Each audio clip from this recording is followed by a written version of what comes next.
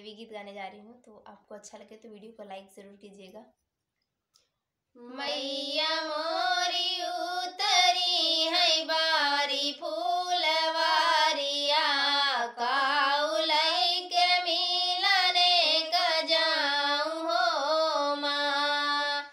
मैया मोरी उतरी है बारी फूलवारिया, काउलाई के मिलने क जाऊं हो माँ।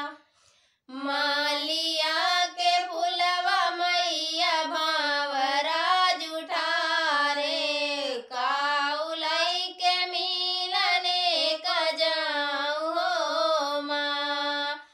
मैया मोरी उतरी है बारी फूलवारिया, काउलाई के मिलने क जाऊं हो माँ। गैया के दूधवा मैया बछरू जुठारे, काउलाई के मिलने क जाऊं हो माँ।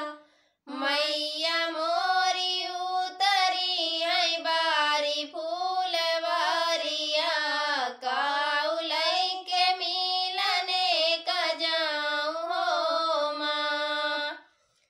गोहुआ चौरा मैया डोरवा जुठारे, काउलाई के मिलने क जाऊं हो माँ।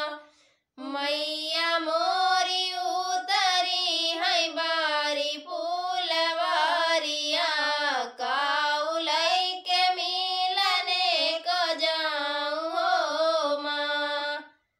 धन्यवाद।